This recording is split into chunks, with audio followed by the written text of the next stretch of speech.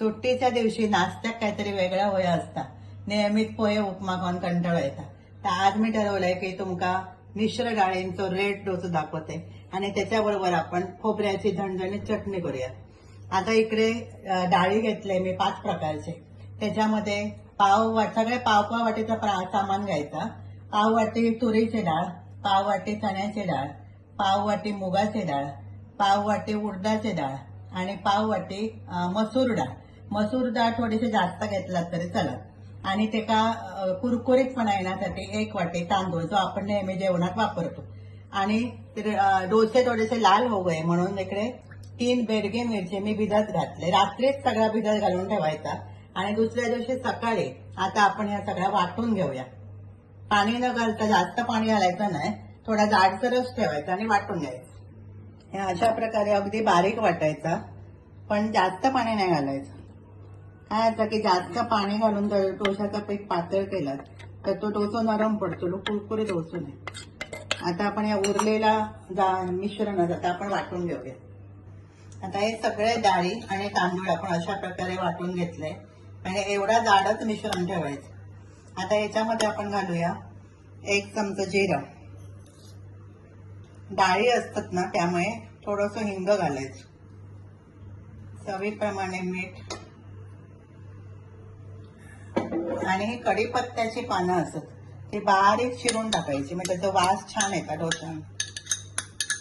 आणि या सगळ्या मिक्स करायचं. तुमका होईल तर याच्यात बारीक चिरून कोथिंबीर पण घालू शकतात, पण मग त्या कढीपत्त्याचा वास जरा छान येतात म्हणून कढीपत्त्याची पानं घालू. आता ह्या पीठ जो असा त्या डोशांसाठी तयार झाला. आता इकडे आपण तवो गरम करत ठेवलो, तोपर्यंत आपण चटणी वाटून घेऊया. आता चटणीसाठी मी इकडे 1 वाटी खोबरं घेतलंय.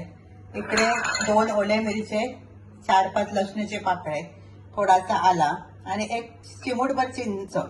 इकडे चवीसाठी साखर, इकडे मीठ आणि वरून आपण फोडणी घालतो चटणीसाठी. त्यासाठी मी राई, थोडंसं हिंग, 1 चमचा उडदाची डाळ, 1 सुकी मिरची आणि कढीपत्त्याचे 7-8 पानं. आता आपण काय करूया तर या मिक्सरच्या भांड्यामध्ये खोबरा टाकूया. मग साखर, हे ओली मिरची, आला, लसूण आणि चिंच आणि मीठ. आता थोडासा पाणी घालायचा आणि चटणी वाटून घ्यायची. आता ही मी चटणी वाटून घेतलंय. आता आपण एका घालूया फोडणी. त्यासाठी मी इकडे पॅन ठेवलाय छोटा फोडणीचा भांडा. त्याच्यात थोडं 2 चमचे तेल घातलंय.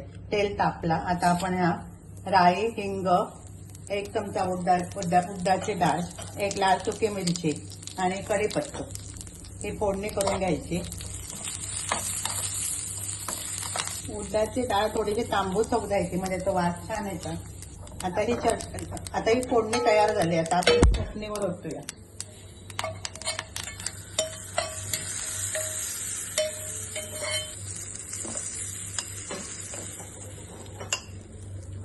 आता आपली ही चटणी जी असते ती खाण्यासाठी तयार झाली. आता मी गॅसवरती पॅन ठेवलंय.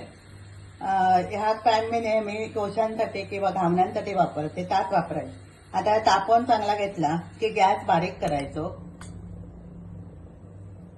तेल लावायचं आणि 1 डाऊलभर पीठ घेऊन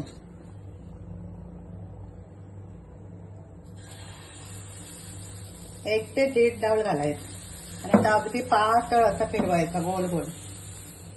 गॅस बारीक ठेवायचो, नाहीतर मग काय होतं आता पसरतं सगळे. अशा प्रकारे जेवढा पातळ तुमका करून घेत ना तेवढा पातळ फिरवायचं.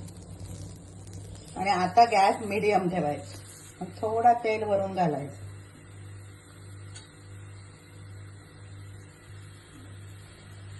आता आपण डोसं सुटलो. आता या जरा परतायचं.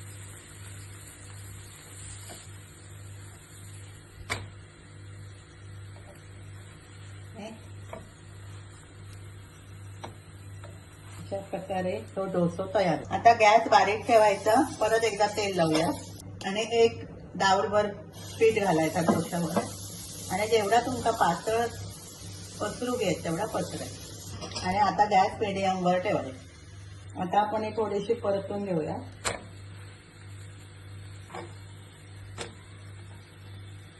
आता दुसरा डोसा तयार झाला, आता आपण तो काढून घेऊ. गॅस बारीक करायचो म्हणजे पुढच्या डोशासाठी तवा तयार होतो. अशा प्रकारे हे मिश्र डाळींचा डोसा तयार. आता हे डोसे आणि ही चटणी अशा प्रकारे तुम्ही करून बघा. रेसिपी अतिशय हेल्दी अशी रेसिपी असा आणि रोजच्या नाश्त्यापेक्षा एक वेगळं काहीतरी नाश्ता तुमका खाऊक मिळेल. आणि ही जर रेसिपी आवडली तर लाईक करा, शेअर करा, सबस्क्राईब करा.